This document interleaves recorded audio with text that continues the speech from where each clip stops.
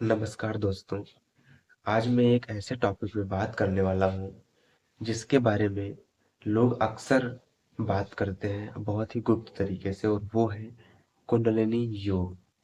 क्या आप भी अपने अंदर की असीमित शक्ति को जागृत करना चाहते हो? आप हजारों की भीड़ से अलग दिखना चाहते हो? आप सक्सेसफुल बनना चाहते हो? आप कुछ एक्स्ट्रा ऑर्डिनरी करके इस दुनिया में फेमस होना चाहते हो, या फिर कुछ अलग करना चाहते हो? तो फिर ये वीडियो आपके लिए है। और ये सब होता है कुंडलिनी योग के मदद से। बट इसके जो मतलब कि फंक्शंस है, इसके जो प्रोसेस है, वो काफी कॉम्प्लिकेटेड है। और ये कोई बच्चों का खेल नहीं है कि जब चाहे तब किया, जब मन किया तब नहीं किया, और ऐसे हलवे की तरह किसी को भी बांट दे। ये कोई ऐसी योगिक क्रिया नहीं है। इसे करने के लिए दिमाग, मन, आत्मा, बॉडी, यहाँ तक कि वातावरण, सब कुछ एकदम प्योर चाहिए होता है, शुद्ध। आपकी इच्छाएं भी, तब जाके आप इसके लिए काबिल बनते हो। सच बताऊं तो इस टॉपिक पे बात करने के लिए मैं शायद काबिल हूं कि नहीं, मैं ये नहीं बोल सकता। मुझे पता नहीं है, क्योंकि ये जो टॉपिक है, ये समुद्र की गहराई से भी गहरा है, और आसमान की ऊंचाई से भी ऊंचा ऊंचा है। न तो इसका आदि है और ना ही अंत है। कुंडलिनी योग अपने आप में ही एक बहुत ही रहस्यमय शब्द है। ये कोई ऐसा वैसा योग नहीं है कि जब मन चाहा तब किया। इसके बारे में बात करते हुए मेरे रोंगटे खड़े हो रहे हैं, क्योंकि मैं बहुत सीरियस हूँ।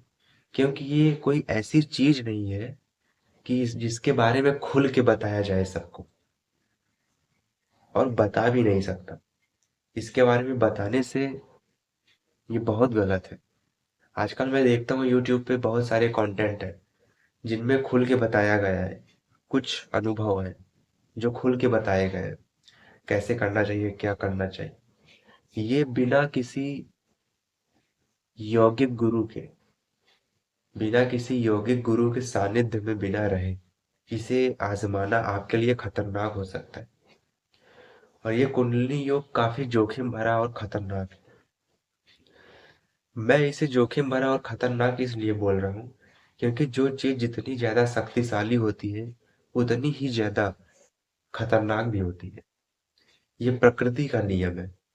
प्रकृति हमें जो चीज वरदान में देती है, ठीक उसका उल्टा भी वो करती है, क्योंकि वह जानती है कि आने वाले समय में इसका दुरुपयोग जरूर होगा। तो इसलिए एक तरफ जैसे सिक्के के दो पहलू होते हैं, तो उसी तरीके से प्रकृति ने सारा सिस्टम डिवाइड कर दिया है। एक तरफ आरामदायक शक्तिशाली जीवन, दूसरी तरफ खतरनाक। और अगर आप कुंडलिनी योग करना ही चाहते हो, अपने जीवन को कुछ अलग करना चाहते हो, तो कुंडलिनी योग करने का जो प्रोसेस है, वो सीखने के लिए आपको किसी अच्छे गुरु के पास जाना पड़ेगा। और इसे करने के लिए, अगर आप बिना गुरु के कर रहे हो, या ऐसे ही कर रहे हो, या फिर गुरु के सानिध्य में ही कर रहे हो, तो भी कुंडलिनी योग बहुत ही अलग टाइप का योग है। इसे करने के लिए बेहद शुद्धता चाहिए होती है। ये कोई खेल नहीं है कि जब मन किया तब खेल लिया। और ये काफी दिलचस्प भी है, रहस्यमय से भरा हुआ है। कुंडलिनी योग जो है, वो हमारे मूलाधार चक्र से शुरू होती है। मूलाधार चक्र में जो सर्प, कुंडलिनी योग जो सर्प है, वो मूलाधार चक्र में बैठा होता है कुंडली मार के, इसलिए कुंडलिनी बोला जाता है उसे। जब वो मूलाधार से सातवें चक्र पे, सहस्त्रार चक्र पे जाके पहुंच जाता है वहां तक, तब जाके आत्मा परमात्मा से साक्षात्कार हो जाता है, और हमें उस ज्ञान का आभास हो जाता है। हम विलीन हो जाते हैं उस परमेश्वर में, उस परमात्मा में। आत्मा परमात्मा से मिल जाता है। तो ये सब बातें मैं आपको बस इतना ही बता सकता हूँ। और भी ज्यादा गहराई में जाके मैं आपको नहीं बता सकता, क्योंकि वो आपके लिए जरूरी नहीं है। क्योंकि ये सब बातें ऐसे ही हवा में नहीं होती है। और दूसरी बात, कुंडलिनी योग करने के लिए या तो आपको जबरदस्त आपके अंदर विश्वास और भरोसा होना चाहिए, या फिर आपको पागल होना चाहिए। क्योंकि ये गहरा खाई की तरह है। अगर आप इसमें छलांग लगा देते हो, आगे क्या होगा ये भगवान ही जाने। क्योंकि अगर आपके पास जबरदस्त भरोसा नहीं है, तो आप उस खाई में छलांग नहीं लगाओगे, डरोगे। और अगर भरोसा है, तो आप कूद जा रहे हो उसमें, उस खाई में, तो यानी आप एकदम बस मान लियो हो कि आपको करना है तो करना है, यानी आप पागल हो चुके। तो इस तरीके का जज्बा और भरोसा चाहिए होता है कि आप कर सकते हो ये सब। खुद से सवाल करिए। आपको लग रहा होगा कि एक लड़का 25-26 साल का ये सब बातें कर रहा है। हाँ, मैं बातें कर रहा हूँ ये सब क्योंकि मैं काफी सारे बुक से पढ़ा हूँ और लोगों को नोटिस किया है। मैं देखता हूँ कि किस तरीके से सोशल मीडिया पे इस योग के बारे में लोग कुछ भी बता देते हैं। इसे ओपनली एक खुली किताब की तरह खोलते चले जाते हैं, जबकि ये सही नहीं है। इसे ऐसे हलवे की तरह बांटना सही नहीं है, ये गलत है। ये समुद्र की गहराई से भी गहरा है और आसमान की ऊंचाई से भी ऊंचा है।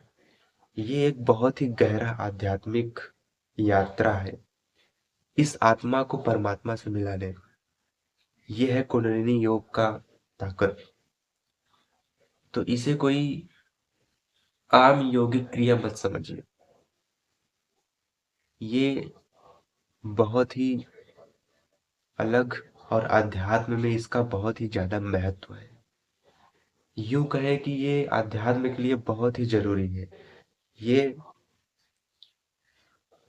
जितने भी लोग आध्यात्मिक यात्रा पे निकले हैं, उनका मेन टारगेट यही होता है।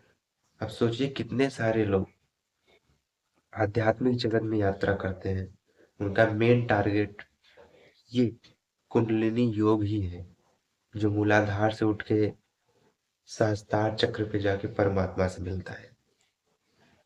तो सोचिए, जो चीज इतनी शक्तिशाली है, उसके साथ छेड़छाड़ करना कितना खतरनाक हो सकता है। क्योंकि ये इतनी शक्तिशाली है तो ये खतरनाक भी है। और इसके बारे में मैं देखता हूँ लोग, कुछ लोग ऐसे हैं जिन्हें इसका अनुभव हुआ है इधर उधर, तो वो लोग ओपनली कुछ सब कुछ बता देते हैं, जबकि ये बताना नहीं चाहिए। और दूसरी बात, इसका जो अनुभव है इसका, वो हर व्यक्ति को, हर पर्सन को अलग अलग होता है। जरूरी ये नहीं है, मैटर ये नहीं करता कि जो चीज आपको एक्सप्रेस हो रही है, जो एक्सपीरियंस आपको हो रहा है, जो अनुभव आपको हो रहा है, वही चीज दूसरे को हो। ऐसा नहीं है, दूसरे को अलग होगा। सबका अनुभव अलग अलग होता है। ये एक जादू की तरह है। तो अभी मैंने आपको कुछ बताया नहीं है। ये जितना भी मैंने बताया है, ये बस कुंडलिनी योग का इतना सा भी हिस्सा नहीं है। ये बस उसका, समझ लीजिए, टाइटल ट्रैक है, जो बहुत ही थोड़ा सा बस आपको आईना दिखाया हूं मैं। आईना। और बाकी मैं खुल के बात नहीं कर सकता इसमें, क्योंकि ये ऐसे हवा में बात करना ठीक नहीं है। तो आप समझ सकते। फुल एनालिसिस यही है। मुझे आपको यही समझाना था, यही डिबेट करना था कि ये जो यौगिक क्रिया है, ये बहुत ही आध्यात्मिक यात्रा के लिए बहुत ही महत्वपूर्ण है। इसे करना खतरनाक भी हो सकता है। इसके लिए आपको जरूरी साधन की व्यवस्था करनी पड़ेगी, और एक सानिध्य और यौगिक में एक महत्वपूर्ण गुरु के साथ उनके सानिध्य में करना पड़ता है। और इसे ओपनली डिस्ट्रीब्यूट करना भी अच्छा नहीं होता। अगर आप जबरदस्ती कर रहे हो, अपने आप से कर रहे हो, तो इसका परिणाम आपके लिए मतलब कि बहुत बुरा असर पड़ सकता है। आपका जो लाइफ है वो डिसबैलेंस हो सकता है। अचानक से मान लीजिए आपके जीवन में अपार खुशियाँ आ जाएँगी तो आप सँभाल नहीं पाओगे।